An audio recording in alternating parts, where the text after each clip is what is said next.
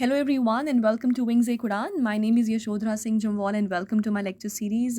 First of all, so sorry guys, इतनी देर बाद video आ रहा है, but thank you for all your wishes and for your warm wishes and your messages जो आप करते थे, and with all your wishes we all are doing good and बस ये लॉकडाउन जल्द से जल्द ख़त्म हो जाए और फिर हम भी वेट करें कब हम फिज़िकली रिकॉर्डिंग रूम में जाके रिकॉर्ड करें एंड जैसे हम पहले फ़ेस टू फेस इंटरेक्शन करते थे आप सबके साथ, I hope those days come back soon. But nevertheless जब तक जितना भी हमारे पास टाइम है, जब तक ये लॉकडाउन है, जब तक ये पैंडमिक जितनी देर तक कंट्रोल नहीं होता है, तब तक हमसे जितना हो सकेगा हम रेगुलरली आपके लिए वीडियोज़ लेकर आएंगे. So let's get on to the video. आज का वीडियो जो है it is on current affairs because current affair itself is very important. ये अपने आप में ही एक अलग सा सब्जेक्ट है. तो आज मैं आपके लिए 15 to 20 करंट अफेयर्स लेके आई हूँ. ये आपका सिर्फ लेक्चर नंबर 1 है ऑन करंट अफेयर्स और भी जो है लेक्चर्स इसके ऊपर आएंगे. This is just the first video और ये वीडियो जो है एक MCQ के तरह है ताकि आसानी से आपका जो है MCQs भी हो जाए और आपका नॉलेज भी बढ़ जाए. Fine, so let's get on. Question number 1 for today is who among the following took over as the Director General of Employees State Insurance Corporation ESIC. First of all ESIC की बात करें तो ये ministry of labour ministry के under आता है, union labour ministry के under आता है. एंड जो भी आपके नए अपॉइंटमेंट्स आए हैं, जो भी नए बंदे चुने गए हैं, वो सब भी आपके इंपॉर्टेंट है from your exam point of view. अगर हम इस डेजिग्नेशन की बात करें तो इनमें से कौन है जो डायरेक्टर जनरल हाल ही में चुने गए हैं? Option number 1 is it GC Murmu, option number B is it Kiran Bedi, option number C is it Mukhmeet Singh Bhatia और option number D is it Nitin Gadkari. So the correct answer for this question is Mukhmeet Singh Bhatia. अगर हम मुखमीत सिंह भाटिया की बात करें, Mukhmeet Singh Bhatia is an IAS officer. ये 1990 के batch के IAS हैं एंड झारखंड काडर को बिलोंग करते हैं ये. और इससे पहले ही has also served as a additional secretary for department of economics affair under the ministry of finance. तो अभी इन्होंने इनिशियली एज एडिशनल सेक्रेटरी भी सर्व किया हुआ है और एट प्रेजेंट इन्होंने टुक ओवर किया है as director general of employ state insurance corporation. Fine, okay, next question. India's railway construction had touch. Option number 1, is it 38 kilometer per day? Option number B, is it 40 kilometer per day? Option number C, is it 37 kilometer per day?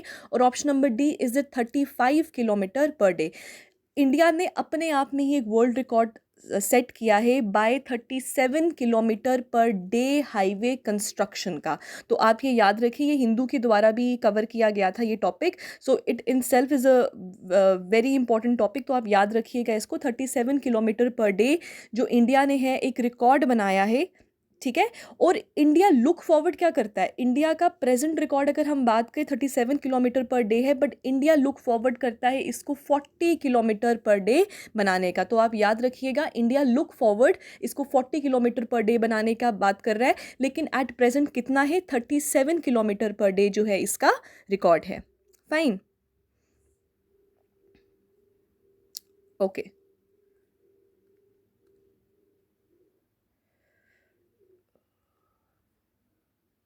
Okay, so sorry. Next, gender gap report is released by.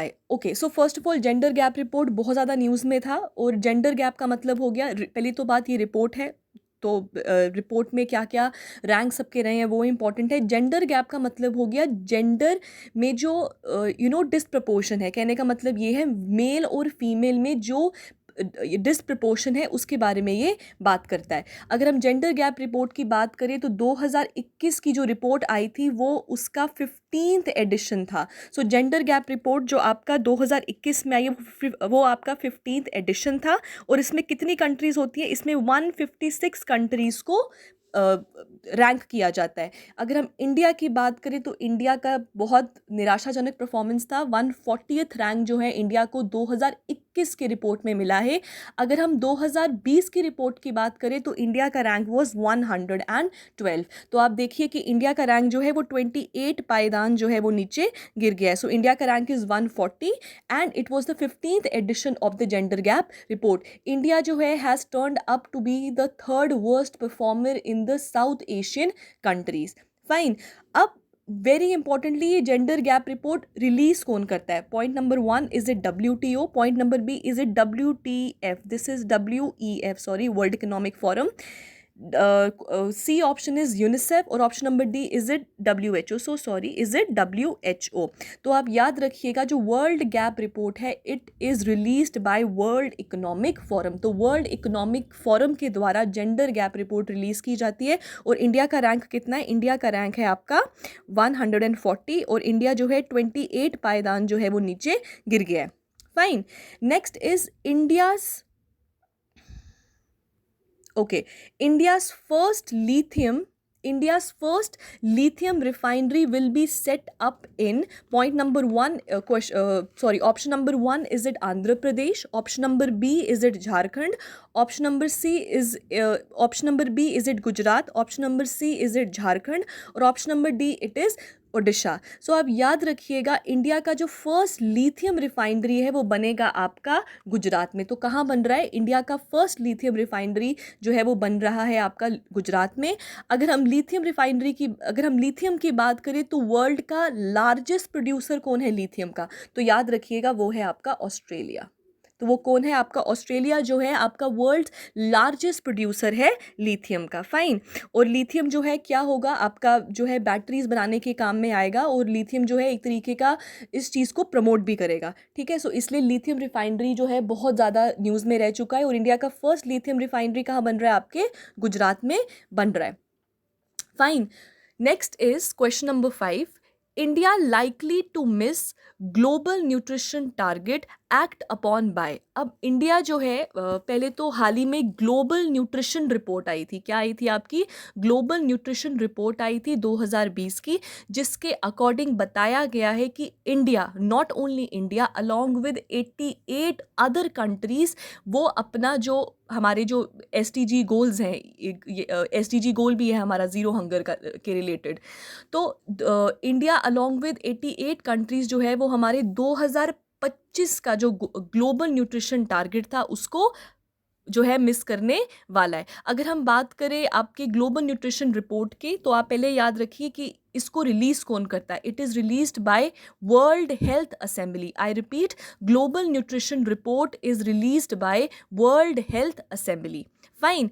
इसको release करते हैं, मतलब report बनाते हैं, तो कौन से 4 indicators हैं जिनको मद्देनज़र में रखा जाता है? तो 4 important institutional indicators are, number 1 it is stunting, number 2 it is anaemia, number 3 it is overweight and number 4 it is exclusive breast feeding. तो इन 4 इंडिकेटर्स के ऊपर जो है रिपोर्ट ये आती है और आपके जो है कंट्रीज़ को जो है रैंक दिया जाता है। और India along with 88 other countries, उनको कहा गया है कि वो जो उनके 2025 के जो टारगेट्स थे which was fulfilment of global nutrition targets, उनको मिस करने वाला है जो 2025 के लिए सेट किए गए थे। फाइन। इसी के साथ आप याद रखिए ग्लोबल हंगर इंडेक्स, ये आपका न्यूट्रिशन रिपोर्ट आ गया। आपका ग्लोबल हंगर इंडेक्स की बात करें तो इंडिया का जो परफॉर्मेंस है वो थोड़ा निराशाजनक है। 94 out of 107 countries. So India का rank is 94 out of 107 countries. किस में है? आपका ग्लोबल हंगर इंडेक्स में आया है। ठीक है।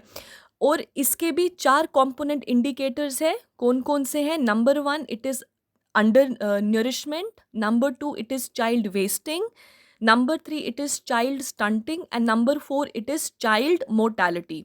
और ज़ीरो हंगर जो है वो हमारा एक तरीके का SDG गोल्स भी हैं जो हमको 2030 में फुलफ़िल करने हैं। अगर हम हंगर इंडेक्स की बात करें तो India is comes under the serious category of hunger. तो इंडिया जो है वो सीरियस कैटेगरी के अंडर आता है कि यहाँ पे जो है भूखापन या हंगर जो है बहुत ज़्यादा यहाँ पे है। Fine. Okay, next is question number 6. That is India's project Ahana is working towards, now this is very important, जो इंडिया का प्रोजेक्ट है Aahana is working towards what? Option number 1, is it COVID free India? Option number B, is it hunger free India? Option number C, is it AIDS free generation? और option number D, is it generation of employment? Now Aahana की बात किया जाए तो सबसे पहले आप इसको याद रखिए, ये एक फ्लैगशिप प्रोग्राम है। क्या है ये? एक फ्लैगशिप प्रोग्राम। आपने बहुत बारी जब आप नोट्स पढ़ते होंगे या आप कोई भी आर्टिकल पढ़ते होंगे, उसमें कुछ कुछ प्रोजेक्ट्स, कुछ कुछ प्रोग्राम्स के आगे फ्लैगशिप लिखा होता है। जिन भी चीज़ों के आगे फ्लैगशिप लिखा जाए, they automatically become utmost to remember. Flagship are those programmes जिनको गवर्नमेंट बहुत इंपॉर्टेंट मानती है, इसीलिए उनके प्रोग्राम्स और प्रोजेक्ट्स के आगे फ्लैगशिप लिखा जाता है। अगर हम आहाना की बात करें, it is working towards AIDS free generation, मतलब a world where no child is born with HIV और AIDS. Fine, it is basically to eliminate, अगर मदर को एड्स है तो जो आगे बच्चा है उसको एड्स ना हो, उस चीज़ को इरेडिकेट या एलिमिनेट करने के लिए ये प्रोजेक्ट जो है वो लाइमलाइट में आया है। So it is to eliminate mother to child transmission of HIV AIDS. Fine, so Aahana it is a flagship programme, और याद रखिए किसके बारे में बात करता है? एड्स फ्री जनरेशन के बारे में बात करता है। Fine, okay, so next is question number 7, that is UAE's first mission to Mars. Now this is very important क्योंकि ये अरब का पहला जो मिशन है मार्स के ऊपर है। So UAE first mission to Mars is named as, number 1, is it ExoMars? Number B, is it Mars 2020 rover? Option number C, is it Taiwan 1? And option number D, is it Amal mission? This question is very important क्योंकि ये अरब का ये first mission to Mars है। तो आप याद रखिएगा, UAE का जो फर्स्ट मिशन टू मार्स है, इट इज़ नेम्ड एज अमल या होप मिशन। ये दोनों ही इसी के नाम है। तो होप या अमल मिशन जो है आपका फर्स्ट मिशन है, अरब का फर्स्ट मिशन है टू मार्स। फाइन, अब ये लॉन्च कब होगा? It will be launched in 2020। Now बाकी ऑप्शंस को भी देख लेते हैं। Option number 1 is ExoMars. अगर हम एक्सोमार्स की बात करें, इसका पूरा नाम है एक्सोमार्स 2022। अब जो एक्सोमार्स है, याद रखिएगा, ये एक जॉइंट प्रोग्राम है। जॉइंट प्रोग्राम मतलब दो लोगों का है। किन दो का है? ई से एक्सो, ई से यूरोपियन स्पेस एजेंसी। तो आप याद रखिएगा एक्सोमार्स 2022 से आपका ई से याद रखिए आप यूरोपियन स्पेस एजेंसी, और साथ में कौन सी एजेंसी है? रशियन स्पेस एजेंसी है। So Russia and European space agency, इन दोनों का जॉइंट प्रोग्राम है आपका एक्सोमार्स 2022। अब इसके दो पार्ट्स हैं। दो पार्ट्स कहने का मतलब, इनिशियली 2016 में ऑर्बिटर वाज लॉन्च्ड, और जो सेकंड है, सेकंड में क्या लॉन्च करने वाले हैं? ये सरफेस प्लेटफॉर्म लॉन्च करने वाले हैं और साथ में रोवर लॉन्च करने वाले हैं। ऑर्बिटर 2016 में लॉन्च हुआ था, और जो सरफेस प्लेटफॉर्म और रोवर है वो आपका 2022 में होगा, इसलिए इसका नाम एक्सोमार्स 2022 है। ठीक, ऑप्शन नंबर बी के बारे में भी जान लेते हैं। Next is Mars 2020 rover. अगर हम मार्स 2020 रोवर की बात करें तो याद रखिए ये नासा के द्वारा है। ठीक है, सो अमेरिकन स्पेस एजेंसी के द्वारा है आपका मार्स 2020 मिशन। या आपको क्वेश्चन में पूछ सकते हैं कि ये वाला कौन सी कंट्री का है, कौन सी स्पेस एजेंसी इसके साथ इन्वॉल्व है। फाइन, और ताइवान 1 की बात करें तो एज द नेम सजेस्ट, ये किसका होगा? ऑब्वियसली चाइना का होगा। सो ताइवान 1 इट इज़ चाइनाज, और ये चाइना का फर्स्ट मार्स एक्सप्लोरेशन मिशन है। ये इंपॉर्टेंट है क्योंकि ये चाइना का फर्स्ट मार्स एक्सप्लोरेशन मिशन है जो 2020 में जो है आपका लॉन्च होगा। ठीक, okay, question number 8, Nobel prize. Now Nobel prize भी बहुत इंपॉर्टेंट है, इसके ऊपर एक मेरी वीडियो ऑलरेडी आ चुकी है, सो उसका डिस्क्रिप्शन में डाल दूंगी, डिस्क्रिप्शन बॉक्स में उसका लिंक, तो आप वो भी देख सकते हैं।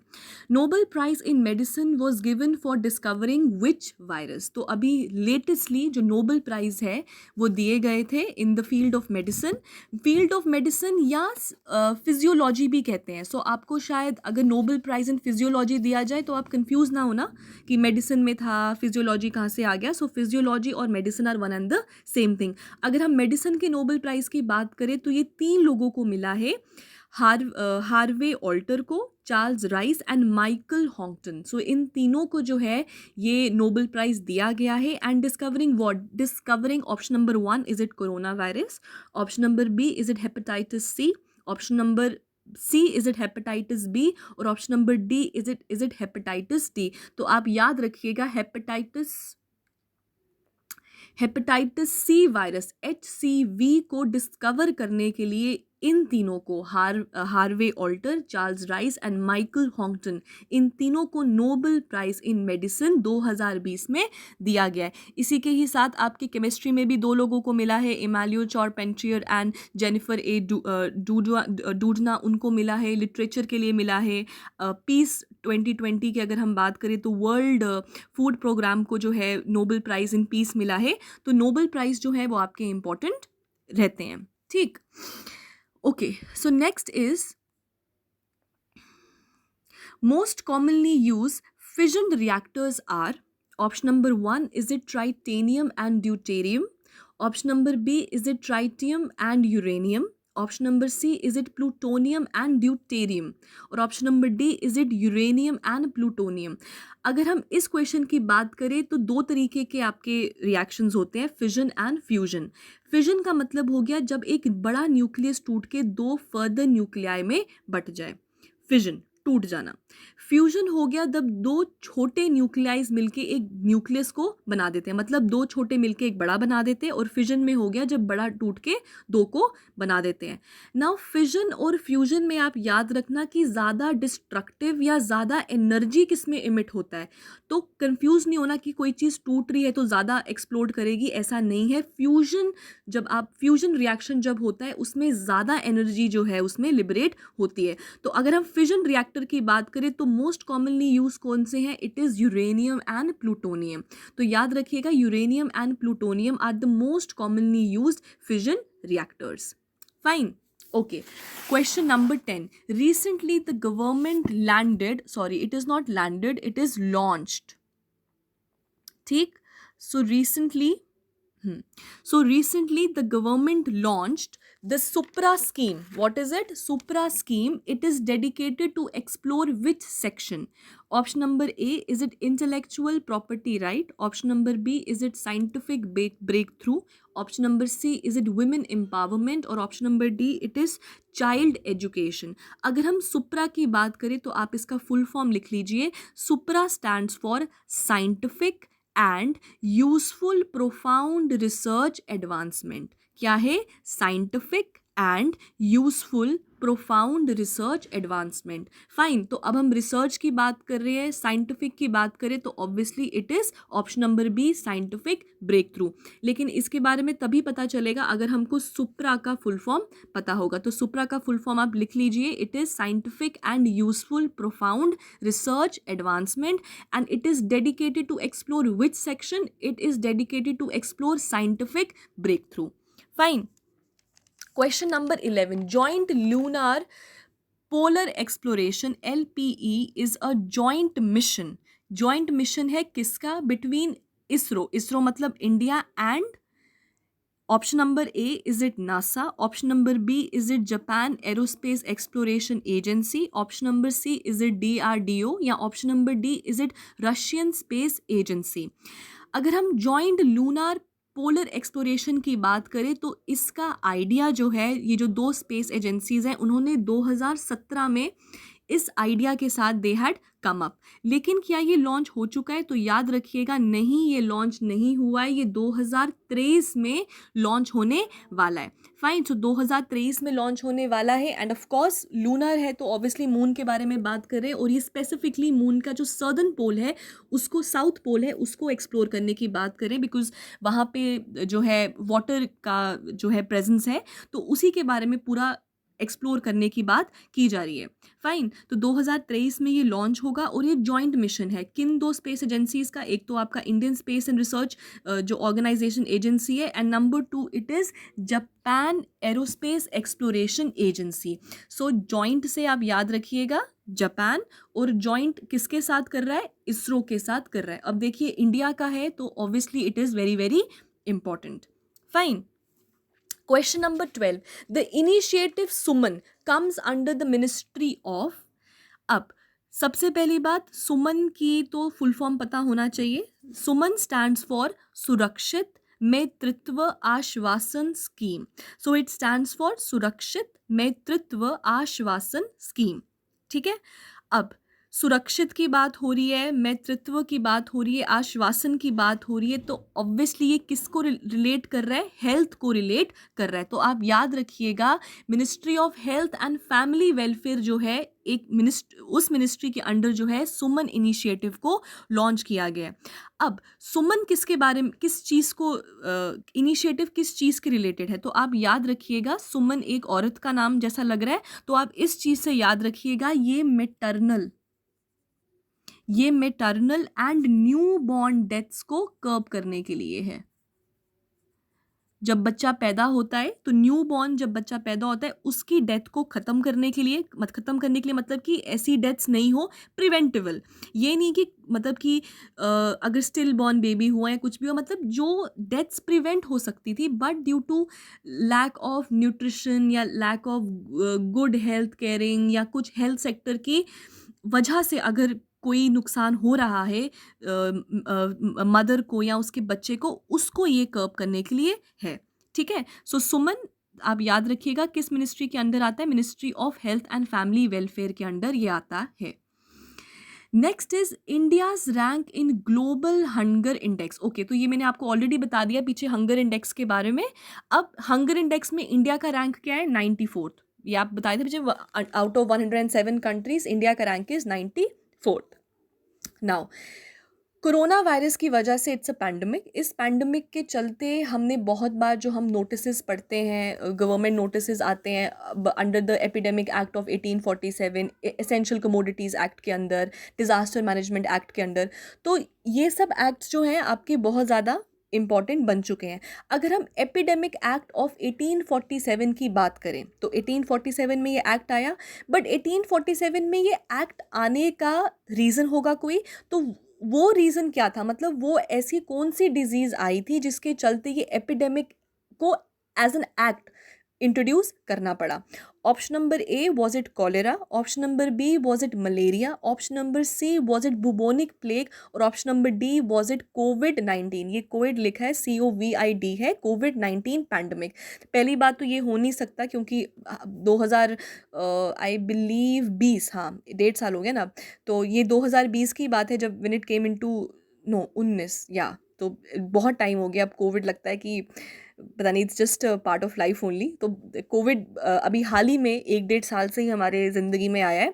तो अगर हम 1847 की बात करें, तो उस टाइम कौन सा डिजीज़ था? It was bubonic plague. तो बुबोनिक प्लेग की वजह से ही epidemic act of 1847 it came into existence. This is to be remembered. Fine, okay. Next is question number 15. Which among the following topped the Atal ranking of institutions on innovations achievement 2020?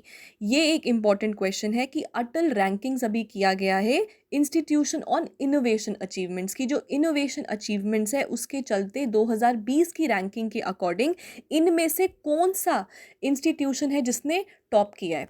Option number 1, is it IIT Bombay? Option number B, is it IIT Delhi? Option number C, is it IIT Madras? और option number D, is it none of the above? तो आप याद रखिएगा, IIT Madras जो है उसने top किया है Atal rankings of institution on innovation achievements. ठीक है, ये 2020 की रैंकिंग है। अगर हम IIT बॉम्बे की बात करें तो ये दूसरे स्थान पर आया है, एंड IIT दिल्ली जो है वो तीसरे जो है आपके स्थान पर आया है। So number 1 is IIT Madras first, IIT Bombay is number 2nd, IIT Delhi is number 3rd. When is World Intellectual Property Day celebrated? अब सबसे पहले तो विपो, वर्ल्ड इंटेलेक्चुअल प्रॉपर्टी ऑर्गेनाइजेशन, ये बहुत ज़्यादा इंपॉर्टेंट है। इसका हेड क्वार्टर आ रहा है जेनेवा, स्विट्ज़रलैंड। इसको आप रट लीजिए, क्योंकि हाल ही में इंडिया और साउथ अफ्रीका ने WTO पे भी जाकर ये दरख्वास्त की थी कि आप जो पेटेंट राइट्स हैं उनको थोड़ा सा, रूल्स हैं उनको थोड़ा सा क्या कहते हैं, इजी करें, ताकि जो लो इनकम जनरेटिंग कंट्रीज़ हैं या जो मीडियम इनकम जनरेटिंग कंट्रीज़ हैं उनको एक इकोनॉमिकली हेल्प मिल सके। अब देखिए, पैंडमिक की वजह से बहुत कंट्रीज़ लॉस में है, इकोनॉमिक लॉस तो है ही, और साथ में मैन पावर का लॉस बहुत ज़्यादा है। सो इकोनॉमिक लॉस तो फिर भी एक टाइम के बाद रिकवर हो जाएगा, लेकिन जो ह्यूमन बीइंग का लॉस है वो तो कभी रिकवर नहीं होगा। तो जिसके चलते वैक्सीन के बारे में बहुत बातें चल रही हैं कि कोई एक प्रॉपर वैक्सीन आ जाए जो इसको ख़त्म ही कर दे बिल्कुल, राइट। सो ये जो पेटेंट राइट्स हैं, आपकी कॉपी राइट्स हैं, आपके ट्रेडमार्क्स हैं, इंडस्ट्रियल डिज़ाइंस हैं, आपके ये सब चीज़ें जो हैं अभी बहुत ज़्यादा लाइमलाइट में है। जैसे आपका पेटेंट कितने सालों के लिए दिया जाता है, कॉपीराइट कितने सालों के लिए दिया जाता है, इंडस्ट्रियल डिज़ाइन कितने सालों के लिए दिया जाता है। तो इसीलिए वर्ल्ड इंटेलेक्चुअल जो आपका ऑर्गेनाइजेशन है विपो, उसका headquarters are at Geneva, Switzerland, और हाल ही में अप्रैल 26 को हमने मनाया था हमारा वर्ल्ड इंटेलेक्चुअल प्रॉपर्टी डे। ठीक है, तो अभी जो मैं आपको सुना रही थी, इंडिया और साउथ अफ्रीका ने प्लेज किया है। तो अब देखिए, WTO इमोशंस के ऊपर तो चलता नहीं है, वोटिंग के ऊपर चलता है। सो इंडिया और साउथ अफ्रीका की ये जो बात थी, इसको सपोर्ट करने के लिए 60 कंट्रीज़ जो हैं सामने हैं, जिसमें USA ने भी इंडिया को सपोर्ट किया था। बट 60 वोट बहुत ज़्यादा नहीं है, जिसके चलते अब जून में दोबारा इसके ऊपर बात किया जाएगा। So we yet have to wait कि अगर इस पेटेंट में, अगर रूल्स और रेगुलेशन में कुछ जो है रिलैक्सेशन मिलता है, कि जिसके चलते अभी बिल गेट्स का भी इंटरव्यू आया, जिसमें बिल गेट्स ने कहा था कि नहीं, जो इतना क्या कहते हैं उसको, रिसर्च कर रहे हैं, उनको भी कुछ ना कुछ प्रॉफिट होना चाहिए। So that's a different thing. But आप याद रखिए कि वर्ल्ड इंटेलेक्चुअल प्रॉपर्टी डे जो है वो अप्रैल 26 को मनाया जाता है। Next is, who among the following has taken over, ये ओवर है, sorry, over as the new CGI, chief justice of India. Option number 1, is इट Justice NV Ramana? Option number B, is it Justice K Subha Rao? Option number C, is it Justice Sharad A Bobde? और option number D, is it none of the above? तो आप याद रखिएगा, पहले हमारे Sharad A Bobde was the chief justice of India, और हाल ही में हमारे 48th chief justice of India बने हैं जस्टिस MV रामना। तो ये याद रखिएगा, he is the 48th chief justice of India, और इनसे पहले जो थे वो 47th थे। एंड मतलब किनको ओवरटेक किया है इन्होंने ओवरटेक किया है जस्टिस शरद ए बोबडे को, और हाल ही में कौन है आपके, it is justice MV Ramana, who has taken over as the new और the 48th chief justice of India. So आज हमने 17 क्वेश्चंस कवर किए हैं, एंड जो नेक्स्ट वीडियो है वो भी बहुत जल्दी आएगा। So thank you guys, stay home, stay safe, and I will see you with another video very soon. Thank you guys.